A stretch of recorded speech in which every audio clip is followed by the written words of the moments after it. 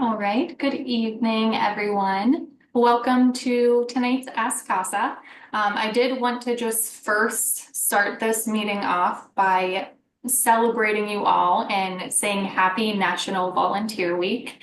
That has been the theme, and we want to just continuously honor that. So just wanted to just shout you all out. Thank you so much for all that you do within the community and at CASA. We appreciate you guys so very much. So this Ask CASA, this is a very exciting Ask CASA. I'm sure you all read in the description that we will be hearing from our two friends at Big Brothers Big Sisters about a brand new partnership that we have decided to start with a partner within our community. So some of you may know what goes on at Big Brothers Big Sisters, some of you may not, and tonight will be the perfect opportunity to learn a little bit more about their services and what they offer over there.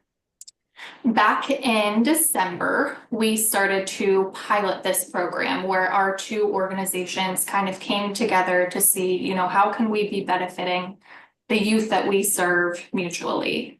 So we came up with an agreement. We started to pilot in December, and we have been working with them on sending referrals for youth that we are assigned to at CASA to then be matched with a big from Big Brothers Big Sisters. So it's a very easy pass off the process that we have in place, and we can't wait to share more with you guys about it. This will be a pretty informal session. We just wanted to allow anyone to come and show up and learn a little bit more about it so that it's on your radar and that you know that it's available for all of the cases that you are serving on. So no slides will be shared or anything like that tonight. It may not even last the full hour, but again, we just wanted to use this out as an opportunity to share about this program that's going on and answer any questions that anyone may have. So I am going to pass off to Anastasia and Becca. They are your two friends over at Big Brothers Big Sisters that are very woven into this project. So thank you guys for being here. Thank you for having us. It's so nice to see everyone. Thank you for joining and giving us this time and platform to speak more about the program. If any questions come up while we're talking, feel free to just put them in the chat or raise your hand and we can address them. But I guess a little bit more on the kind of youth that we're looking to enroll in the program. So these are basically kids and adolescents who are actively or were previously in the foster care system. So any youth that you are currently working with that you know of that would really benefit from that one-on-one time with a mentor in the community. And this is really someone who's just there as an extra support, someone to take them out in the community, do some fun, lighthearted things, just be another support system and shoulder to lean on or open ear to kind of talk through some things. Some of our matches do things like go out in the community to grab a bite to eat or go to the Worcester Art Museum, get help with homework. So it's really someone who's just able to provide that structure and consistency, especially for kids who might be in the middle of transitions, have a lot of moving parts, might be involved in a lot of services, and just kind of have a lot on their plate, and would really benefit from someone outside of the family, maybe outside of this kind of legal process that they might be going through, and just have someone be kind of a fun outlet for them, and also just be this reliable, trustworthy person. And typically, our matches see each other weekly or bi-weekly, really depending on the family schedule. We really do our best to accommodate what works for the family. So if they're engaged in school all day, Monday through Friday, with services afterwards, we will find them a mentor who has availability on the weekend. So we really try to be flexible around the family and their preferences as well for mentor matching. Becca, is there anything that I'm missing specifically about the kind of youth that we're looking for that would be a good fit for this program? I don't think you mentioned around age. Generally, we serve youth ages 7 to 16 in our program, so a relatively broad range.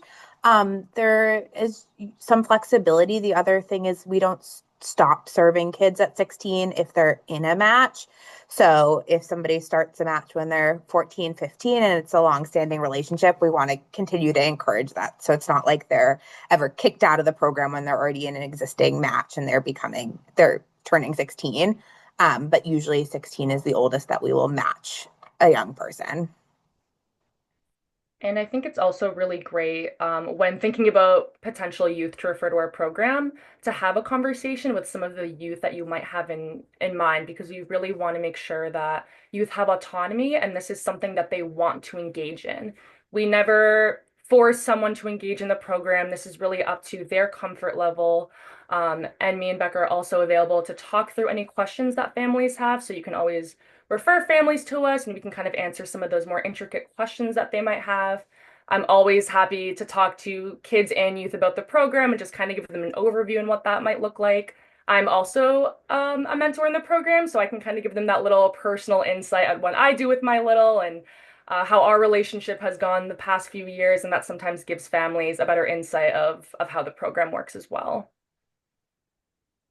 I think also just to speak a little bit to like the origin of this specific program and this partnership between Big Brothers Big Sisters and CASA.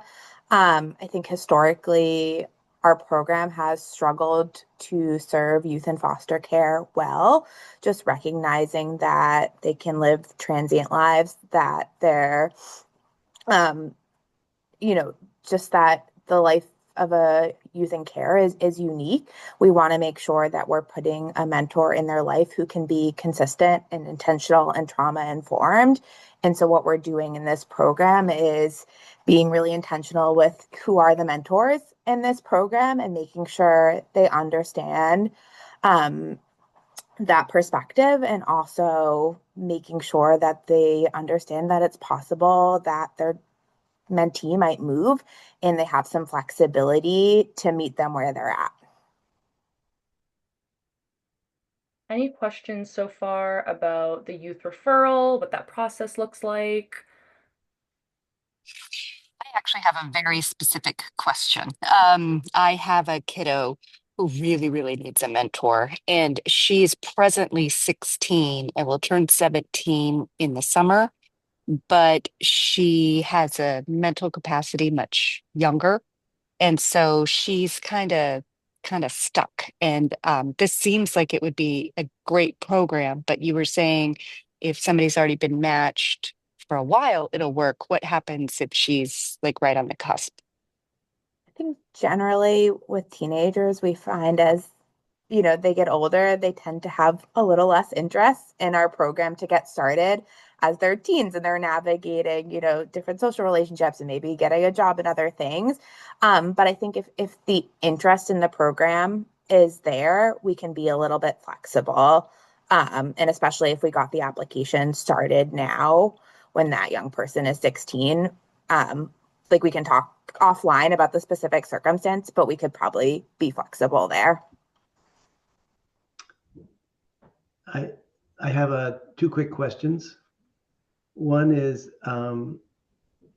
there training for the mentors and how much? And the other question is, can you give us a feel for within MetroWest, how many youth are in the program and how many mentors you have?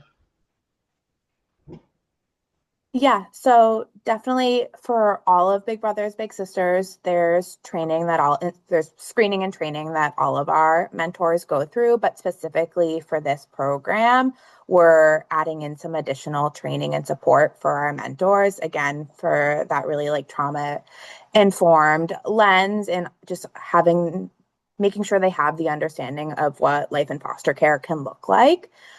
So there's some additional training specifically for this partnership.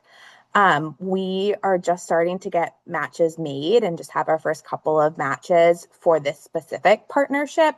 But Big Brothers Big Sisters has about 400 active matches through MetroWest and Central Mass right now. And we've served over 600, close to 700 kids throughout our fiscal year, which is wrapping up this summer. All of our mentors also get background checks. We have references that we get from them through the interview process. We also make our values very clear to make sure that they're kind of on board with that and aligned with, kind of the community that we have and that we are building. The interview is very extensive as well. It's really gathering everything from their personality traits to their background to their life experiences. Because I don't like to just match randomly, like, oh, we have a kid and adult, let's put them together. I really like to do it based off shared interests, maybe common life experiences to make sure that they have a good foundation to build off of when they are building that relationship.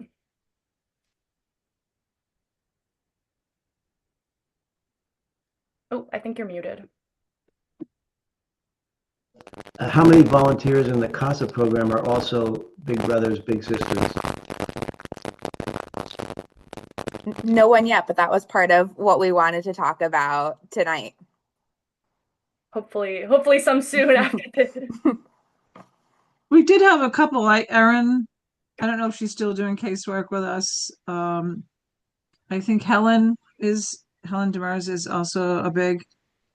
That's true. I think there's been some like organic overlap that has happened, Yeah, but specifically but it around this wasn't like- initiative, we yeah, haven't right. recruited anyone yet, but would love to.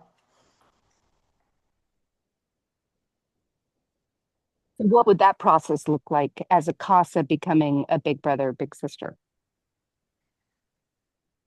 That was definitely something we wanted to talk about. I'm happy to jump into that. My only thought would be maybe we talk a little bit about like the youth referral side and make sure we answer all the questions there first. And then the second piece is definitely sharing with all of you if you're interested in the opportunity in becoming a big yourself, or if you know people in your network that you think would be a great fit for this. We're definitely looking to recruit some more great mentors for this initiative. I guess my question would be obvious geography. Some of our kids are placed all over, and we understand that it may be difficult to match those kids depending on where they are. So a lot of the group homes, those are the kids I think of that really need that get out in the community effort because they are isolated in that setting. Yeah, so in terms of geography, where our agency serves is all of MetroWest, so kind of like Natick, Framingham, and West through all of Worcester County. We're down in Sturbridge, we're up in like Leominster and Fitchburg, so we can send the map of our full service territory. The other thing is that in this program, again, we understand that it's possible that a young person might be moving. So we're setting the expectations with our mentors that usually when we're making a match, we try to keep the commute within about 30 minutes, but that could change. Obviously, if a youth moves out of state, that might be a different conversation. But even we've already had conversations about somebody moving right over the border to Connecticut and being able to still support them.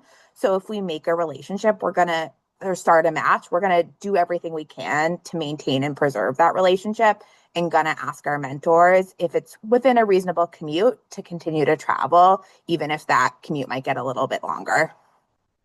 That's great. It's a good healthy range, because we do have kids out that way, MetroWest. So thank you. Yeah. So definitely like in our work so far, we've really been focused in Worcester County, but our hope is to go, north central Massachusetts, MetroWest, and really throughout our full service territory. And what's nice about our model is it is flexible and community based. So it's not like it's based in, just where our office is in Worcester or anything like that. The program's happening out in the community. So we can be pretty flexible there and, match people based on both the mentor and the youth's location. If anyone's a visual learner, I did put the service area link in the chat, and there's a little map if you pull it up of all the counties or towns that we serve, rather. With the referral process, is more specifically through the CASA partnership that we're working on, how much reliance do you need on DCF? I just remember one of my cases I referred, and I'm not sure who reached out, but they were having trouble hearing back from DCF, which obviously we all can relate to. So I just was wondering how much not support, but how much do you need from DCF in terms of the referral process in terms for our CASA youth? So if the child is still in DCF custody, we need the parent permission slip signed before they're able to engage. So of course we get youth consent, but we also need that parental consent as well. And if they're in state custody, then it has to be DCF. The other thing I'll add is we actually have a meeting with DCF next week, and we've been bringing them into this conversation too and wanting to collaborate directly with them as well. So we can all be working together kind of in sync on this partnership. And so part of the goal for that conversation is just like understanding like how we can streamline these referral processes and make it so that we're all working together. Because I think we all agree that this is important for our young people and something we want to be able to offer them and want to like be able to collaborate together and know that sometimes, you know, it can be complicated to figure out who needs to be involved and who needs to be signing off on what, and just figuring out how we can collaborate there. That's great that you have in that meeting. That's wonderful. Yeah, that's amazing. And just so you all know too, they have shared the DCF agreement form that does need to be signed off so that either yourself or your supervisor can help with pushing that out and kind of bringing it to the forefront of their mind so that they can work on getting that signature over. We can send the referral over even if that signature has not taken place yet. They will kind of work on trying to track them down as well. But you know, we're doing our efforts to get the referral over, to mention it to DCF and hoping that it sticks at some point and they ultimately end up signing.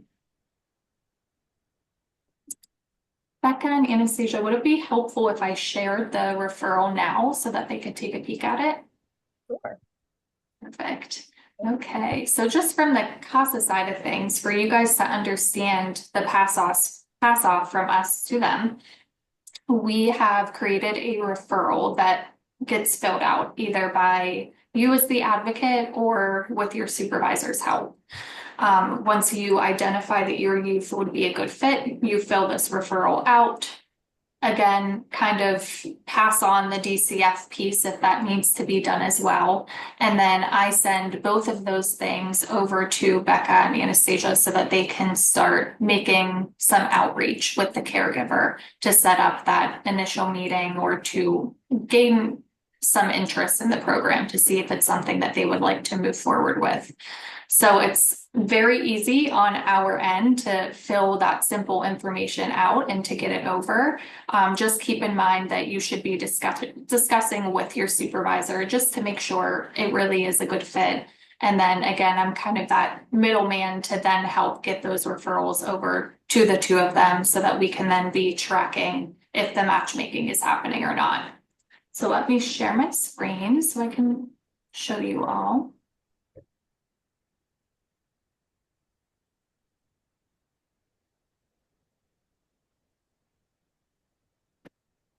See the referral? I just had a thumbs up. Perfect. Okay, so this is what it looks like. I converted it over to be a fillable PDF.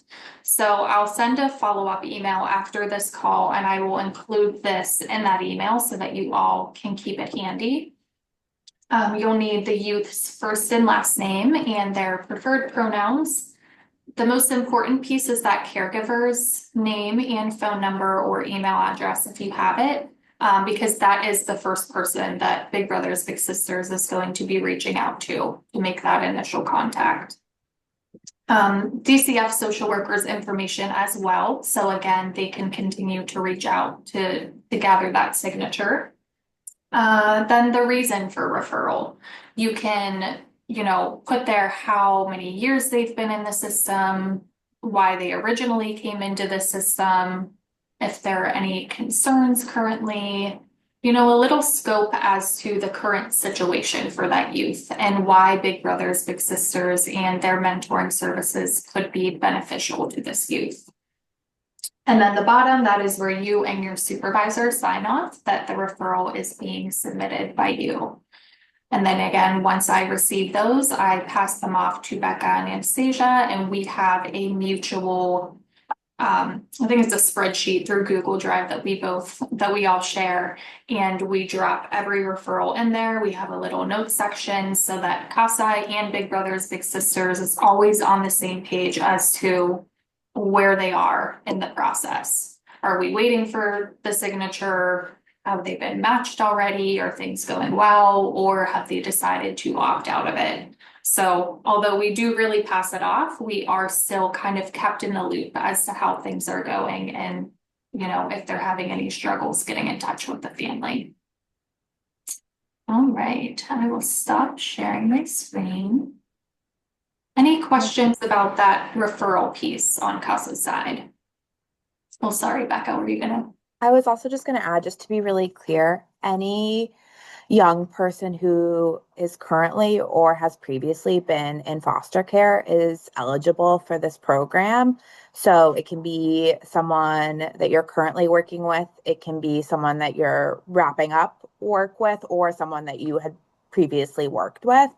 Any of those young people would be eligible for this program.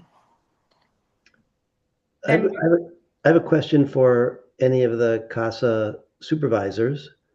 Is your expectation and hope that CASA volunteers, after working with a child or teenager, would refer them to Big Brother and then also, as a Big Brother or sister volunteer, continue working with them? I mean, is that one of your hopes, or is?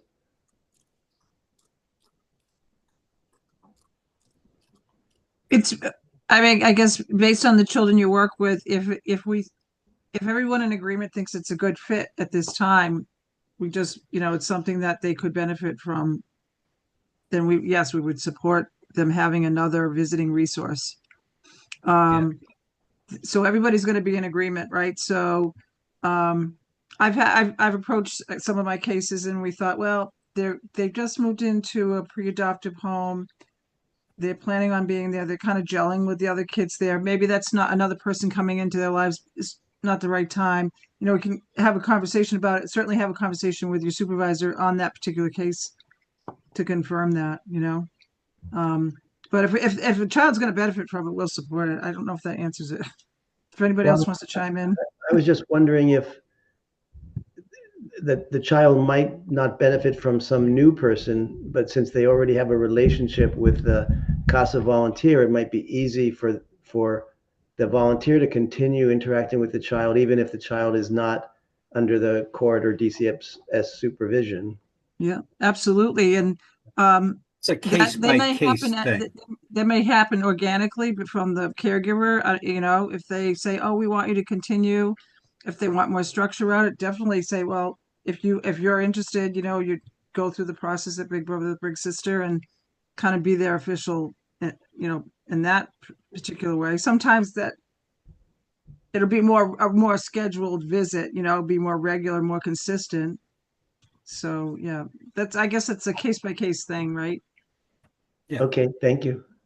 Sorry, Jim. Gonna add. Oh, go ahead, Jim.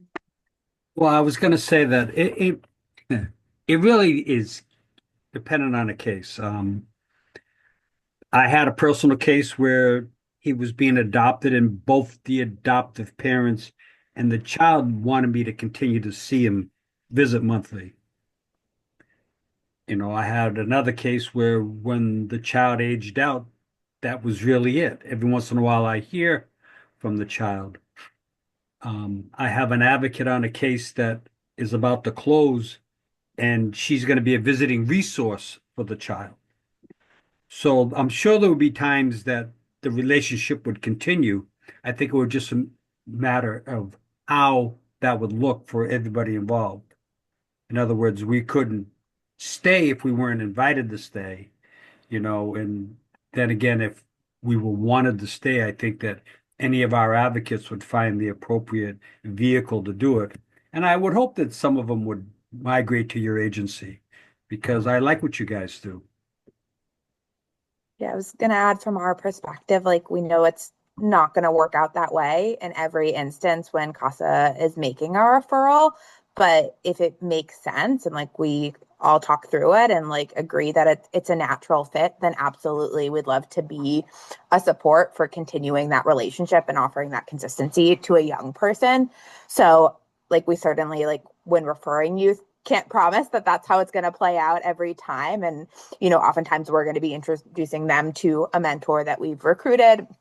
Um, but if it works out that an advocate can kind of continue the relationship in a new capacity as a mentor, we'd love to partner to make that happen and like really be an ongoing support in making sure, that relationship's continuing to develop in a way that everyone feels comfortable with, feels healthy, and, that you have resources and support. And, Anastasia was talking before about like all the opportunities we have for community partnerships and free and discounted opportunities. So we want to be able to provide that and also just the regular support.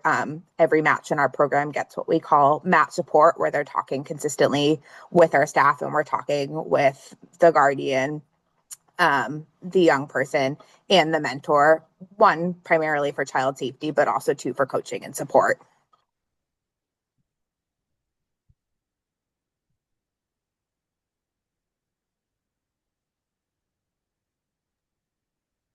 I do kind of have a question that I feel may come into mind for a few of our advocates at some point.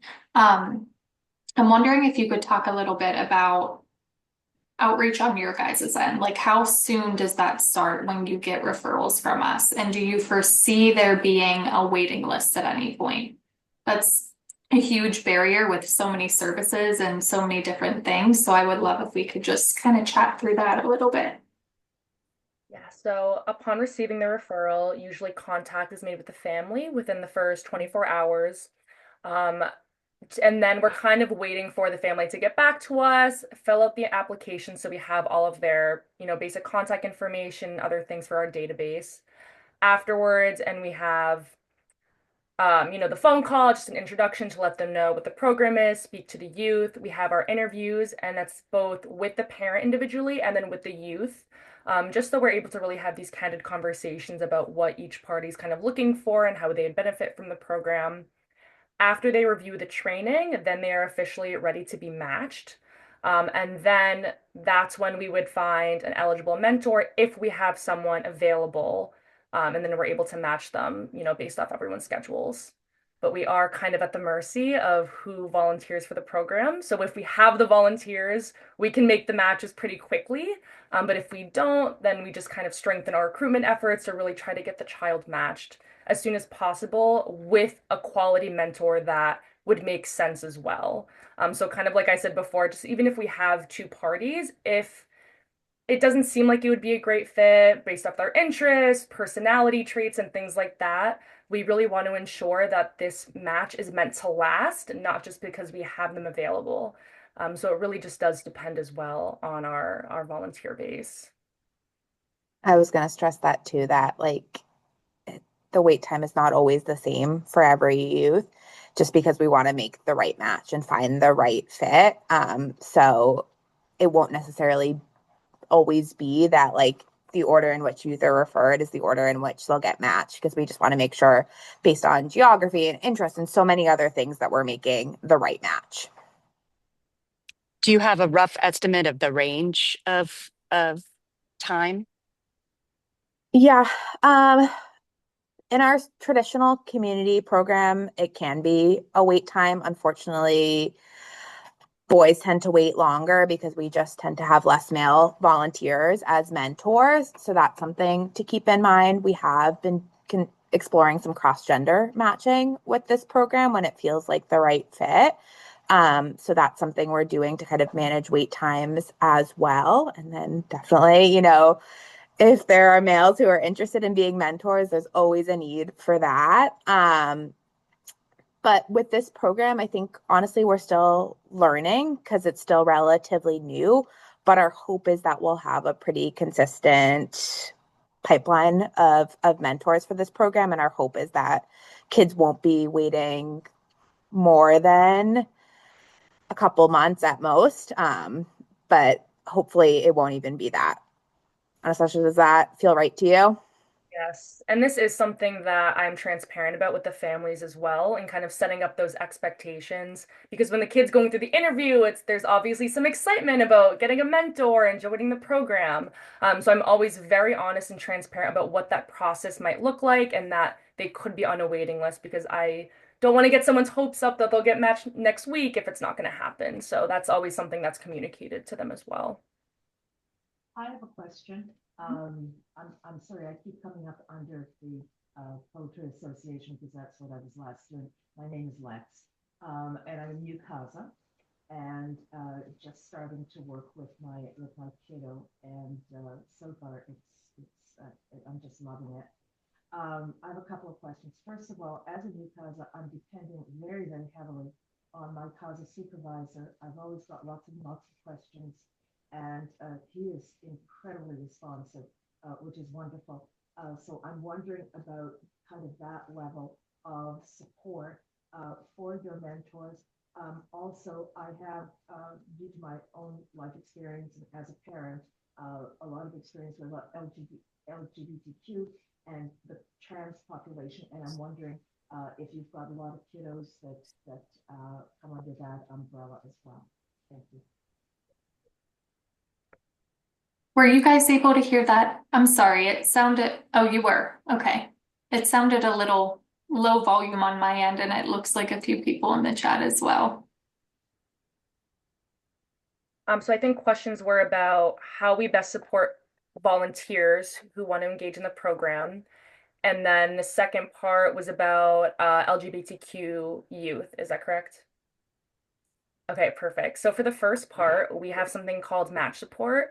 And so we make contact once a month, but I always stress to my families, to my volunteers, that you can reach out before then. So if you think you would benefit more than just monthly contact, whether it's like phone call, email, text, you can always reach out with questions if you have any concerns, support needed.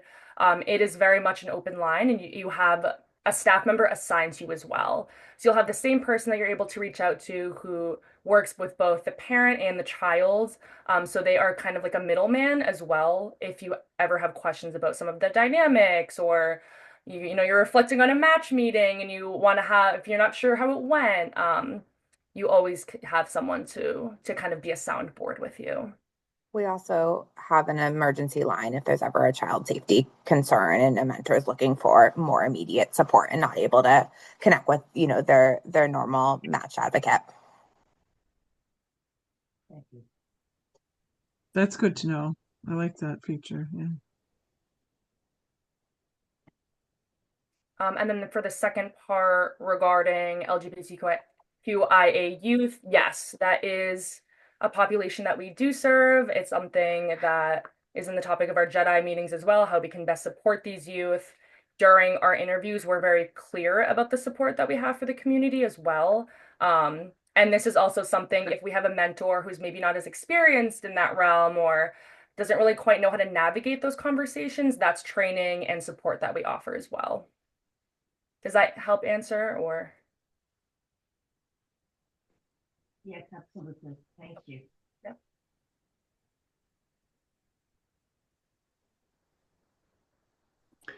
Can you repeat the youngest age? I think I heard you say 8. And of course, a 7. lot of the CASA people in the program are quite young, but your experience is 8, is it? We can start at 7. Okay. And so usually that's the age where we find that young people are like ready to go out in the community independently with a mentor. So usually 7 is the youngest. Sometimes if there's a 6-year-old who's turning 7 soon, we'll like start those conversations. But unfortunately, we're not really able to go much younger than that. Okay, thanks. And definitely we support a lot of siblings in our program. So if there's multiple kids in a family that are interested and they're in our age range, that's definitely something we can accommodate.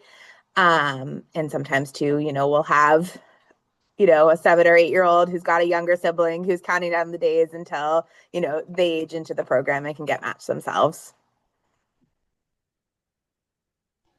With siblings, do they each have their own mentor or do they share a mentor? Yeah, we want to make sure that they each get their own one-to-one experience.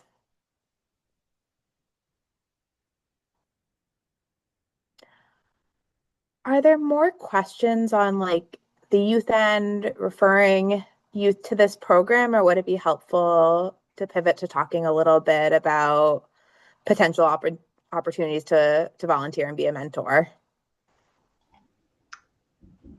I have a general question. So apart from providing a mentor, what other services do you provide, or what other benefits might there be to the child? So certainly we're a mentoring program first and foremost, but as we said, we have match support, which is a consistent part of our program where everyone involved in a match is connecting consistently with our staff. So there's a couple other things that come along with that. If we're connecting with a young person or a family and we're hearing about an immediate need, we're going to do everything we can to make a referral and connect them with other community resources that we know of. So we've got many relationships in the community and also some, like specific practices around making a referral if we're hearing of a need for a family or a young person that we're working with. We also try to make experiences accessible. So we do everything we can to offer opportunities to our matches so that they can do some really fun and cool things without spending a lot of money. So like this summer, we've got Red Sox suites for several games that we're going to be offering, our matches the opportunity to go and spend an evening in a Red Sox suite. And we get Woo Sox tickets and Railers tickets and things like that. We definitely, we have free entry to certain museums. The Discovery Museum in Acton is one of them. That's a great partner. And then certainly, we try to advertise when like it's school vacation week, like it is now. And like, museums have free entry and other things going on. We try to share those types of opportunities with folks. We really want this to be free and low cost for everyone involved, but we try to do our part to provide those opportunities so they can still do some fun things and then also offer a lot of coaching and support around like brainstorming, like, things to do and to get out and explore without spending money.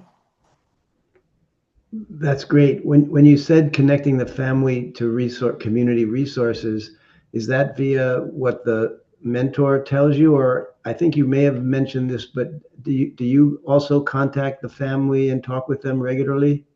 Yes. So our staff is in regular touch with the family. So if they're sharing with us about housing concerns or food insecurity or, looking for summer camps or after school programs or things like that, we're going to do everything we can to connect them with those resources. Great. Thanks.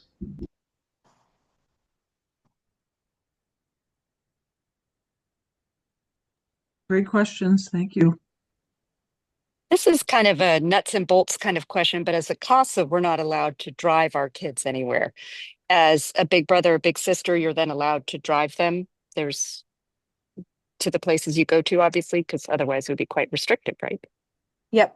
Generally speaking, our bigs, as we call them, our volunteers are picking up their little from their home and then taking them out for a couple hours and then bringing them home. Sometimes, you'll partner with a caregiver to meet your little somewhere if it makes more sense. But generally speaking, I would say the majority of the time, bigs are picking them up and taking them out and then bringing them back home.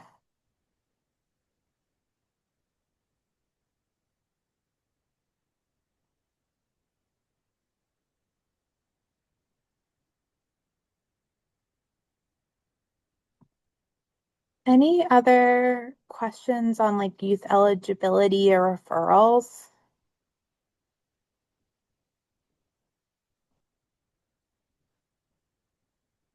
Great. So in terms of volunteer recruitment, really for this program, our hope is to have people like you all who have some understanding of the foster care system and are caring, empathetic, trusted adults. So if you are interested in becoming a big, if you have a specific young person in mind that you've worked with, we can certainly talk about that. But if you're just interested in the program generally, we'd love to chat with you. If you know people in your networks that you think would be a good fit for this, we'd love to talk with them as well. We're really hoping to recruit a strong network of people who care about our young people, and specifically our young people in foster care, to step up as mentors for this program.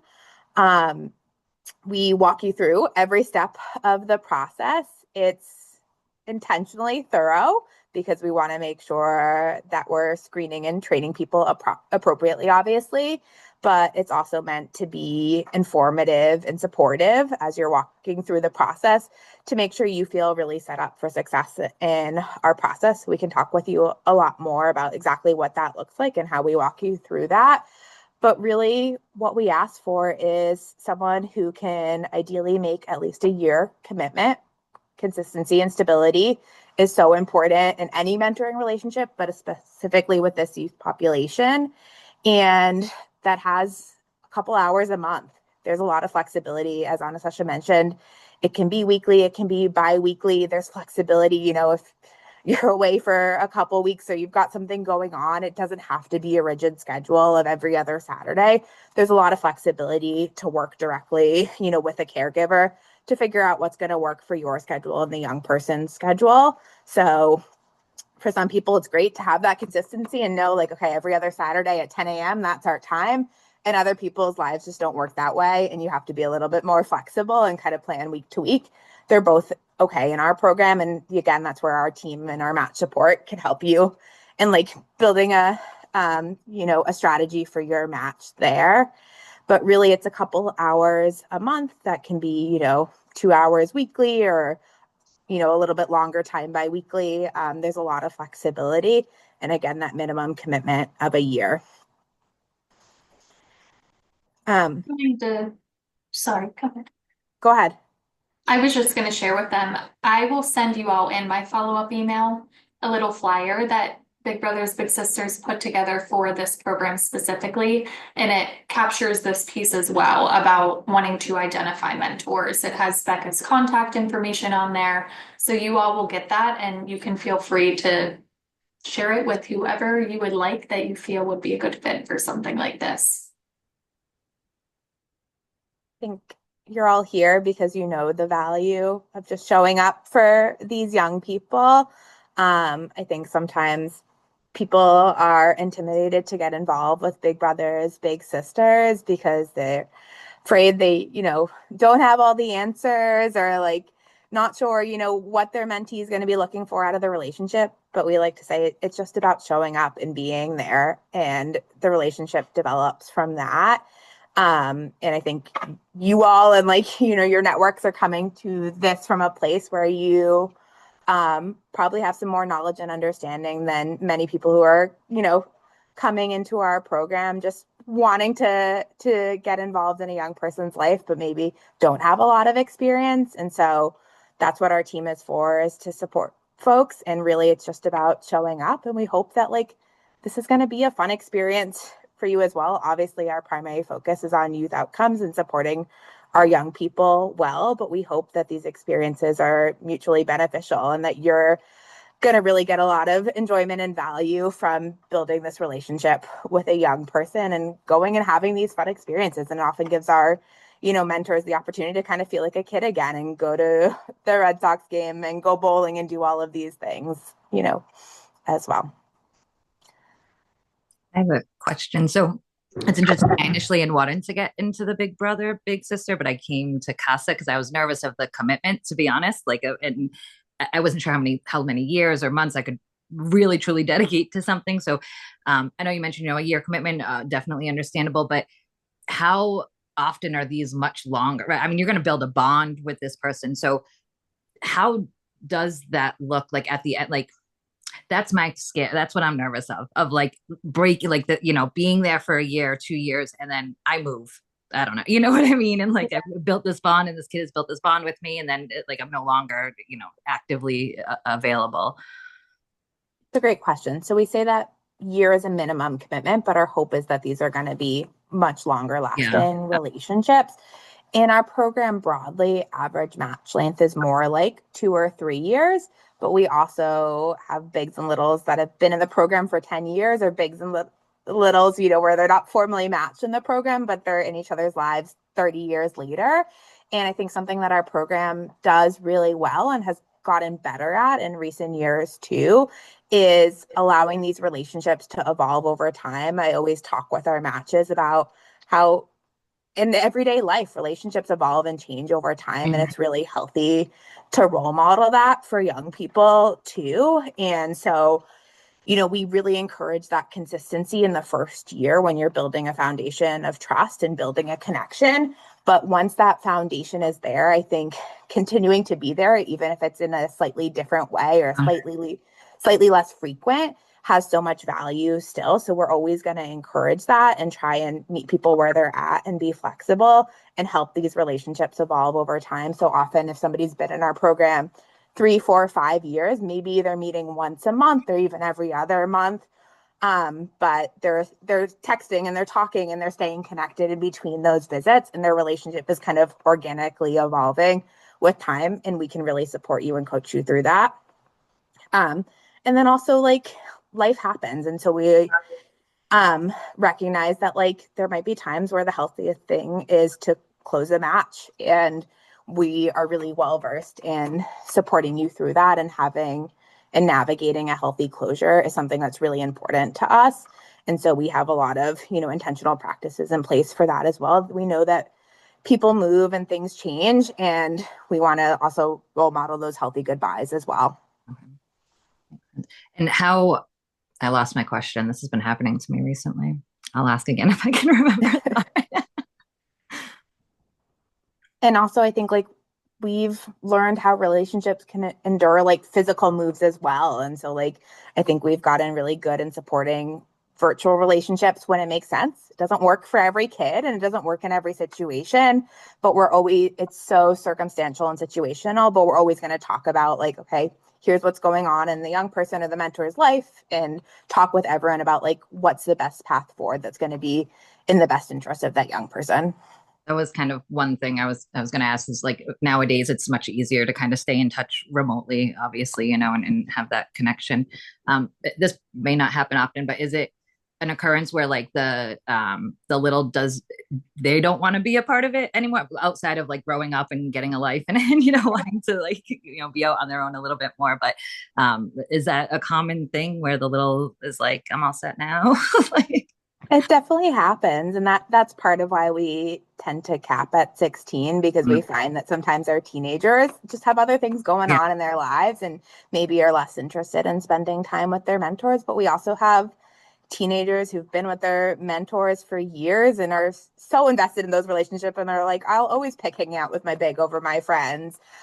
So it's definitely variable, young person to young person. Yeah. But again, I think there can be a way to have a healthy conversation there. And we want to encourage our young people to be their own advocates too. So if they're hey, I feel I'm in a really good spot and I'm excited about spending time with my friends, and we can talk about a healthy closure there too, in a way that's celebrating the friendship they have and helping them transition out of the program in a really healthy way.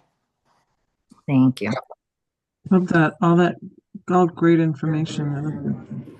So you mentioned the Red Sox and the Woo Sox. Do they have other events where bigs and littles come together and oh, you have a big too? They can feel like others and peers and. Yeah, not as many as we might like, but we try to have at least a couple events a year. And we have an annual holiday event, a pancakes and pajama party and things like that. Oh, that's cute.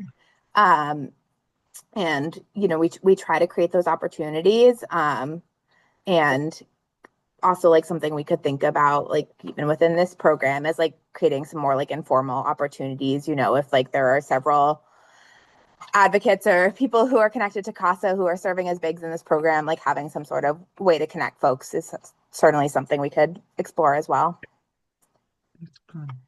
I have a question. Big brother, big sister to me implies that you're hoping that the mentor is somewhat close in age to the youth. Is that an accurate assumption, or am I wrong about that? We have mentors of all ages. So we have, I think it's kind of like a common perception sometimes that like a big is in their 20s or 30s, but we have mentors who are great mentors and bigs in our program who are in their 60s and 70s and everywhere in between.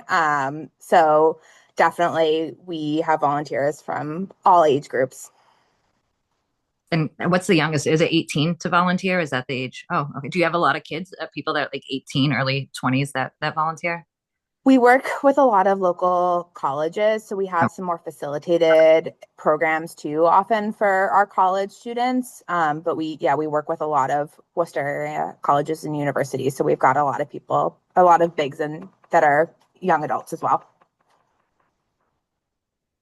Is the information that the wonderful and talented Jordan is going to send to us, is that a complete explanation of the Big Brother system, Big Brother, Big Sister uh, organization, or do you have more information on what it takes, what it's like, and the whole bit? So the information that Jordan will share will be focused specifically on this initiative and like specifically on our mentoring program for youth and foster care. But if you have questions about our program more broadly, definitely we have tons of resources and information that we can share. So Jordan can definitely put mine and Anastasia's contact information in that email, and like we're happy to have conversations on, anything that we're doing with this program specifically or generally.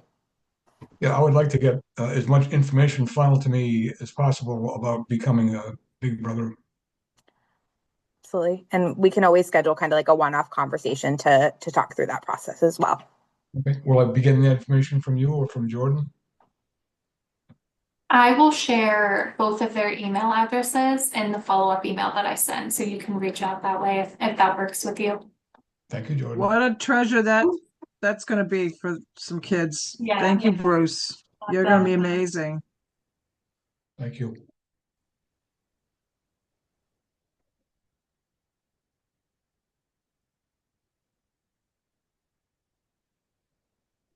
Yeah, so I'd say if you're interested in our program broadly, definitely reach out. You'll get information on how to do that. And also like if there's a young person that you're already working with and you're interested in like potentially transitioning that relationship into our program, we can definitely kind of talk through that case by case as well as it makes sense. And Jordan and I we can talk about this after. I was just wondering, we have an advocates Facebook page. If there's anything you want, we can share there too, to put the word out for folks who weren't able to make this. And of course, this will be recorded, so we'll try and reach those others.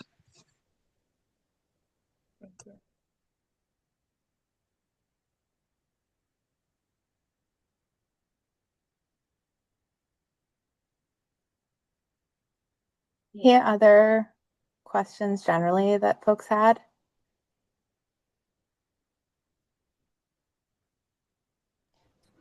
Are the two of you full-time working for the organization? That's a great question. I guess we kind of skipped the introductions at the beginning, so we can do that now. So I am the VP of Community Programs and New Initiatives. So I am full-time staff. I am relatively new to the Central Mass agency. I joined the team in January, but I actually spent over 6 years before that on the Eastern Mass Big Brothers Big Sisters team. So I've been doing this work for a long time and just more recently in this part of the state. So I have worked with Big Brothers Big Sisters since fall of 2021. I previously led our high school programs and recently transitioned to this role. I am on a part-time basis because I am in school right now getting my MSW. So excited to take some of those lessons and skills that I'm learning into this position. But yes, this is my main priority at Big Brothers Big Sisters. And Anastasia is the one who is directly enrolling youth and mentors in this program and then supporting them. And do you have any interest, Anastasia, of working for DCF? Not at this time, probably not. I used to work in the foster care system a few years ago in a nonprofit area in New York. So I do have that kind of experience within the foster care system, working with families, both foster families and birth families, and all the lawyers, and we call it Administration of Children's and Children's Services in New York, but that's like the New York version of DCF. So I'm very familiar with all the systems and how it works, but I think I'll be more on a clinical basis post grad.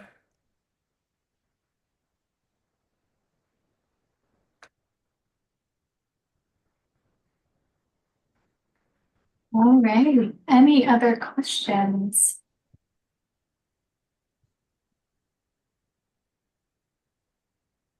Okay.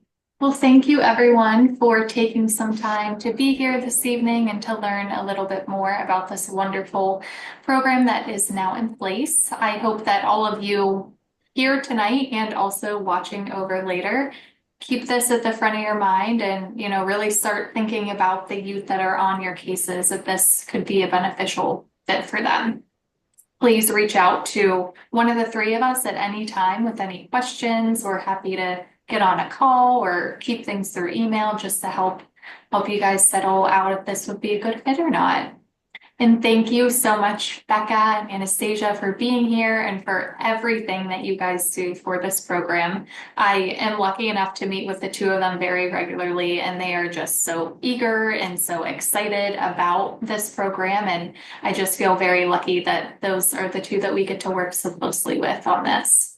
So thank you guys so much. Can't wait for the kiddos to start hearing Yeah. about them, how much fun they're having Wonderful. with their bigs. Yeah, It's thank wonderful. you all. Jordan and the entire team have been great to work with, and you could hear that we're excited about this. And I think, it's always great when like-minded organizations can come together and think about like how do we collaborate to best serve and continue to serve our kids. So we're really excited about this partnership, and also it's a beautiful evening and we're finally getting some spring weather. So we thank everyone for taking an hour to talk with us and learn more about this. Thank you. Thank you very much. Thank you very much. I'll Thank get you very a much. follow-up email from me. And like I said, reach out if you have any questions at all. Have a great night, everyone.